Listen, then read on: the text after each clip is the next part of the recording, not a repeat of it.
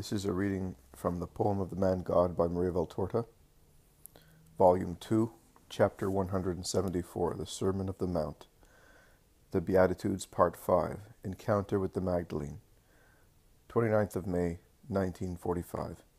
It is a glorious morning, and the air is clearer than usual. Distances seem to be shortened, and remote things seem to be seen through a magnifying lens, so clear and neat are the least details. The crowds are getting ready to listen to the Master. Day by day the country is becoming more beautiful in its luxurious dress at the height of the springtime season, which in Palestine, I think, is at the end of March and beginning of April, because later it has a look typical of summertime, with ripe crops and thick, fully developed foliage. The whole country is now in bloom. From the height of the mountain, which is adorned with its own flowers, even in spots which would appear least suitable for blossom growth, one can see the flexuous corn undulating down in the plain, blown by the breeze, making it look like sea-green waves, with a pale golden hue at the top of the ears now seeding in their bristly awns. The fruit trees, completely covered with petals, stand straight above the crops, undulating in the light breeze, and look like as many huge powder puffs or balls of white, pale pink, dark pink, bright red gauze. The olive trees, by contrast, in their dress of penitent ascetics, seem to be praying, and their prayers are already changing into tentative snowfall of tiny white flowers. The top of Mount Hermon is like pink alabaster and is kissed by the sun. Two diamond threads, they look like threads from here, run down from the alabaster top, twinkling in an unbelievable fashion in the sun, and disappear into the green woods. They appear once again down in the valley where they form watercourses, which flow towards Lake Merom, which cannot be seen from here. They then flow out with the beautiful waters of the Jordan, and later drop into the light sapphire sea of Galilee, which twinkles like chips of precious stones, set in and lit up by the sun.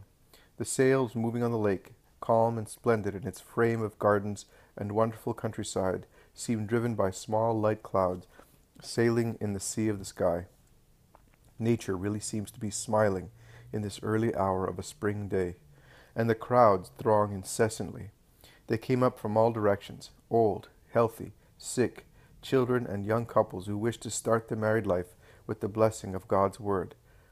There are beggars and wealthy people who call apostles and give them offerings for those who are poor, and they are so anxious to find a concealed place in which to do it that they seem to be going to confession. Thomas has taken one of the traveling bags and calmly pours all the money into it, as if it were chicken feed, and then takes it to the rock where Jesus is speaking, and he laughs happily, saying, "Rejoice, Master, you have enough for everybody today." Jesus smiles and says, "And we shall start at once, so that those who are sad may be happy immediately. You and your companions will select the poor and sick people and bring them here." That takes a comparatively short time, although they have to listen to the cases of many people, and it would have taken much longer without the practical help of Thomas, who, standing on a stone, to be seen by everybody, shouts in his powerful voice, "All those suffering from physical trouble, go to my right-hand side, over there in the shade." The Iscariot follows his example as he, too, is gifted with an exceptionally powerful and beautiful voice, and he shouts, "And all those who think they are entitled to alms should come here near me. And make sure you're not telling lies, because the eyes of the Master can read your hearts." The crowds start moving about to form three groups: those who are sick, those who are poor, and those who are anxious only to hear Jesus' teaching. But two people, and then three of the last group, seem to be in need of something which is neither health nor money, but is more necessary than both. A woman and two men. They look at the apostles, but dare not speak. The severe-looking Simon Zealot passes by. Also Peter passes by. He is busy speaking to a dozen little children, to whom he promises some olives if they keep quiet until the end of the sermon, and a thrashing if they disturb while the Master is speaking. The elderly, grave Bartholomew passes by. Matthew and Philip pass carrying a cripple who would have to struggle too much to open his way through the crowd.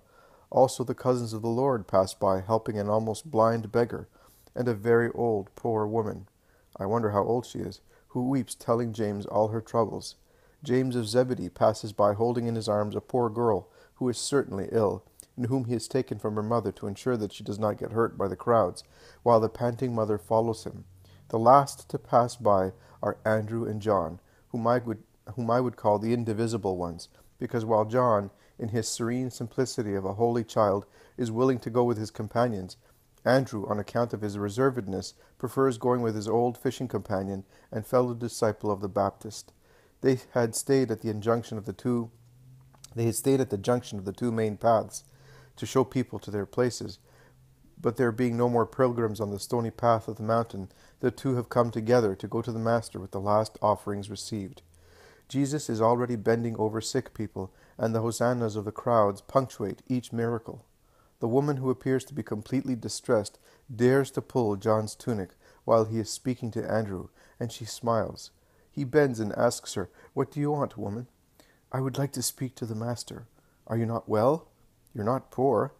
"I'm well, and I'm not poor, but I need him, because there are evils without any fever, and there is misery without poverty, and mine, and she weeps. "Listen, Andrew, this woman is sick in heart, and would like to speak to the Master. What shall we do?" Andrew looks at the woman and says, "It is certainly something which is painful to tell." The woman nods assent. Andrew goes on, "Do not weep. John, try and take her behind our shed. I will take the Master there." And John, smiling, begs people to let him pass, while Andrew goes in the opposite direction towards Jesus. But they are noticed by two distressed men, and one of them stops John, and the other Andrew, and shortly afterwards they are both with John and the woman behind the shed of branches which is part of the tent. Andrew reaches Jesus when the latter is curing the cripple, who raises his crutches like two trophies, as brisk as a skilled dancer. Shouting his blessing, Andrew whispers, "Master, behind our shed there are 3 people weeping, but it is their hearts that ache, and their grief cannot be made known." "All right, I still have this girl and this woman. Then I will come. Go and tell them to have faith." Andrew goes away while Jesus is bending over the little girl, who is being held once again by her mother. "What is your name?" Jesus asks her. "Mary." "And what is my name?" "Jesus," replies the child. "And who am I?" "The Messiah of the Lord, who has come to bring good to bodies and souls." "Who told you?" "My mother and father, who hope in you for my life." "Live and be good." The child, whose spine, I think, was affected by a disease, because although she is about 7 years old and perhaps older, she only moves her hands, and was all enveloped in thick, stiff bandages from her armpits down to her hips, and they can be seen because her mother has lifted her dress to show them, remains as she was for a few minutes, then begins to slide down from her mother's lap onto the ground, and runs towards Jesus, who is curing the woman, whose case I do not understand. All the sick people have been satisfied, and they are the ones who shout most in the crowd, applauding, "The Son of David, glory of God and ours." Jesus goes towards the shed. Judas of Kerioth shouts, "Master, what about these?" Jesus turns round and says, "Let them wait where they are. They will be comforted too." And he walks fast to the back of the shed, where the 3 people in anguish are with Andrew and John. The woman first, "Come with me into these hedges. Speak without any fear." "My Lord, my husband wants to leave me for a prostitute. I have 5 children, and the last one is 2 years old. Great is my grief, and I am worried about my children. I do not know whether he will take them or leave them to me. He will certainly want the boys, at least the oldest one. And I, who bore him, will no longer have the joy of seeing him? And what will they think of their father and of me? They must think evil of one of us, and I would not like them to judge their father." "Do not weep. I am the Master of life and of death. Your husband will not marry that woman. Go in peace and continue to be good." "But you will not kill him." "Oh, Lord, I love him." Jesus smiles. "I will not kill anyone, but there is someone who will do his work. You must know that the demon is not greater than God. When you go back to your town, you will find out that someone killed that evil creature, and in such a way that your husband will realize what he was doing and will love you again with revived love." The woman kisses the hand that Jesus had laid on her head and goes away. One of the men comes. "I have a daughter, Lord. Unfortunately, she went to Tiberias with some girlfriends, and it was as if she had taken some poison. When she came back to me, she was like a madwoman. She wants to go away with a Greek man, and then, why was she born? Her mother is heartbroken, and perhaps will die of grief. Only your words, which I heard last winter, keep me from killing her. But I tell you, my heart has already cursed her." "No." God, who is a father, only curses an accomplished and obstinate sin. What do you want from me? That you get her to mend her ways. I do not know her, and she will certainly not come to me. But you can change her heart also from far away. Do you know who sent me to you? Johanna of Chuza. She was leaving for Jerusalem when I went to her mansion to ask her whether she knew that wretched Greek. I was afraid she might not know him because she is good, although she lives at Tiberias. But since Chuza has contacts with the Gentiles, she does not know him. But she said to me, go to Jesus. He called my soul back from very far away, and he cured me by that call of my phthisis. He will cure also your daughter's heart. I will pray, and you must have faith. I have faith. You can see it. Have mercy on me, Master. Your daughter this evening will weep on her mother's knees, asking to be forgiven. You must be as good as her mother and forgive her. The past is dead. Yes, Master, as you wish, and may you be blessed. He turns round to go away, but retraces his steps. Forgive me, Master, but I am so afraid. Lust is such a demon. Give me a thread of your tunic. I will put it in my daughter's pillow. The demon will not tempt her while she is asleep. Jesus smiles and shakes his head, but satisfies the man, saying, that your mind may be quieter, but you must believe that when God says, I want it, the demon goes away without any further need. So keep this as a souvenir of mine. And he gives him a small tuft from his fringe. The third man comes. Master, my father died. We thought he had some money, but we did not find any. That would not matter, as my brothers and I are not short of bread. But I lived with my father as I am the eldest. The other two brothers are now accusing me of stealing the money, and they want to sue me for theft. You can see my heart. I did not see one single coin. My father kept his money in a coffer in a metal case. When he died, we opened the coffer, but the case was no longer there. They say, last night while we were sleeping, you took it. It is not true. Help me to restore peace and esteem among us. Jesus stares at him and smiles. Why are you smiling, Master? Because your father is the guilty one. The guilt of a child who hides his toy, lest someone should take it. But he was not a miser, believe me. He was charitable. I know, but he was very old. It is the disease of old people. He wanted to preserve things for you, and out of too much love he caused you to fall out with one another. But the case is buried at the foot of the cellar steps. I am telling you so that you may be aware that I know. While I am speaking to you, by pure chance, your younger brother, by striking the ground angrily, caused it to vibrate. And so they discovered it, and they are now embarrassed and sorry for blaming you. Go back home with a quiet mind, and be good to them. Do not reproach them for their lack of esteem. No, my lord, I will not, but I am not going home. I am staying here to hear you. I will go tomorrow. And if they take that money? You say that we must not be greedy. I do not want to be so. It is enough for me if there is peace amongst us.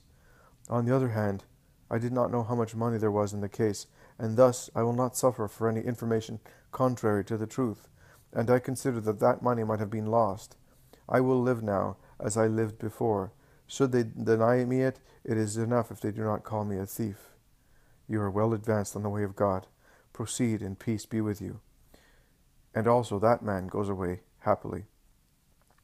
Jesus goes back to the crowds, towards the poor people, and gives them alms according to his own judgment. Everybody is now happy, and Jesus can speak. Peace be with you. I explain the ways of the Lord to you, that you may follow them. Could you follow the path that goes down to the right-hand side, and at the same time follow the one on the left-hand side? You could not, because if you take one, you must leave the other.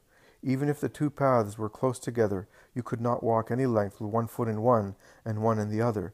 You would end up by being tired and making a mistake, even if there was a wager. But between the path of God and Satan's there is a great distance, which becomes greater and greater, just like the two paths that come up here. But as they run down the valley, they become farther and farther from each other, as one goes towards Capernaum and the other towards Ptolemy. Such is life. It bestrides past and future, good and evil. Man is in the center with his willpower and free will. At the ends, on one side there is God and his heaven, on the other side Satan and his hell. Man can choose. Nobody forces him.